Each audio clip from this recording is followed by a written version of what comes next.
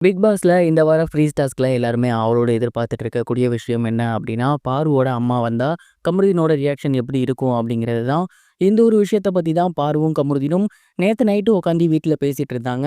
என்ன நடந்திருக்கு அப்படிங்கிறது தான் இந்த ஒரு வீடியோல நம்ம பார்க்க போறோம். பிக் பாஸ்ல நேத்து நெறைய பேரோட ஃபேமிலி மெம்பர்ஸ் வீட்டுக்குள்ள வந்திருந்தாங்க. ரொம்ப ரொம்ப ஃபன் ஃபீல்டா போயிருந்துச்சு. அத பார்க்கும்போது நமக்குமே ரொம்ப சந்தோஷமா இருந்துச்சு அப்படின்னு தான் சொல்லணும். எல்லா ஃபேமிலி மெம்பர்ஸும் வந்துட்டு போனதுக்கப்புறம் நைட் டைம் போல பாருவும், கமருதீனும் உட்காந்து பேசிட்டு இருந்தாங்க. அப்ப கமருதீன் அவர்கள்கிட்ட பாரு கேட்குறாங்க, "எல்லாரோட ஃபேமிலியுமே வந்தாங்க. ரொம்ப ரொம்ப சந்தோஷமா இருக்கு. என்னோட ஃபேமிலி வரத நெனச்சு எனக்கு ஒரு பக்கம் சந்தோஷமா இருந்தாலும், இன்னொரு பக்கம் ரொம்ப ரொம்ப பயமா இருக்கு. அம்மா இத எப்படி எடுத்துக்க போறாங்க? என்ன சொல்ல போறாங்கன்னு தெரியல. அம்மா வந்தா நீ என்ன பேசணும்னு தெரியல." அப்படிங்கிற மாரி சொல்லிட்டு இருந்தாங்க. அண்ட் அப்ப கமருதீன் பாருவ பார்த்து ஒரு சில விஷயங்கள் சொன்னாரு. குறிப்பா அவர் என்ன சொன்னாரு அப்படின்னா, "இங்க பாரு, மத்த ஃபேமிலி வரதுல எனக்கு எவ்வளோ சந்தோஷமோ, அதே மாரி தான் உன் ஃபேமிலி வரதுலயும். உங்க அம்மா வந்தாலும், அண்ணன் வந்தாலும், யாரு வந்தாலும் எனக்கு சந்தோஷம் தான்.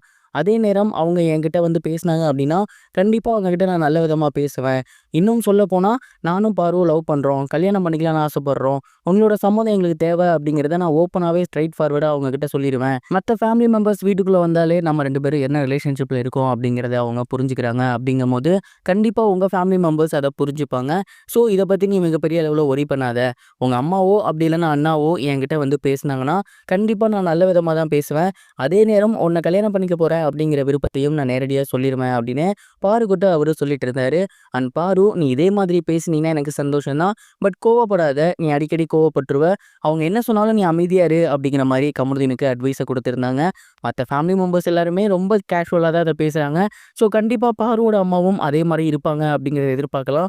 சொல்ல முடியாது. பிக் பாஸ்ல எது வேணா எப்படி வேணா நடக்கும். பொறுத்திருந்து தான் பார்க்கணும். நீங்க பார்வோட அம்மா வந்தா எப்படி இருக்கும்னு நினைக்கிறீங்க? மறக்காம கமெண்ட் பாக்ஸ்ல ஷேர் பண்ணுங்க. இது ஒரு புறம் இருக்க, இன்னொரு புறம் இன்னைக்கு அமித் அவர்களோட ஒய்ஃப் வந்து பிக் பாஸ் வீட்டுக்குள்ள வந்திருந்தாங்க. வந்திருந்தவங்க ரொம்ப சூப்பரா எல்லாத்துட்டயுமே ஜாலியா பேசியிருந்தாங்க. அத தொடர்ந்து அமித் அவர்கள கூட்டி போயிட்டு ரொம்ப ரொம்ப சூப்பரான அட்வைஸ் எல்லாம் குடுத்திருந்தாங்க. குறிப்பா இந்த வீட்ல நீங்க யாரோட பாதுகாப்புக்கும் இருக்கல, யாரோட ஆறுதலுக்காகவும் நீங்க இருக்கல. ஏன்னா எல்லாருமே உங்ககிட்ட ஒரு மாரி பேசுறாங்க. பின்னாடி போய் ஒரு மாரி பேசுறாங்க. இன்னும் சொல்லப்போனா பாரு வந்து நீங்க ரொம்ப நம்புறீங்க. அவங்க கூட இப்போ ரீசன்ட் டேஸா இருந்துட்டு இருக்கீங்க. பட் பாருவே பின்னாடி வேற மாரி உங்கள பத்தி பேசியிருக்காங்க. இதுதான் அந்த கேம். அத நீங்க புரிஞ்சுக்கங்க. சேண்ட்ராவும் கிட்டத்தட்ட இதே மாரி தான். நீங்க அவங்க அழுவுறாங்கன்னு அவங்களுக்கு ஆறுதலா மட்டுமே இருந்துட்டு இருக்காதீங்க. அவங்க பார்த்தீங்கன்னா, ரொம்ப சூப்பரா கேம் விளையாண்டுட்டு இருக்காங்க. ஒவ்வொரு விஷயத்தையும் பார்த்து பார்த்து அவங்க காய் நகர்த்திட்டு இருக்காங்க. ஸோ இந்த வீட்ல நீங்க உங்களோட கேம் மட்டும் பாருங்க. இன்னும் ஒரு 3 வீக்ஸ் இருக்கு. நீங்க நல்லா பிசிக்கலோட இருக்கீங்க.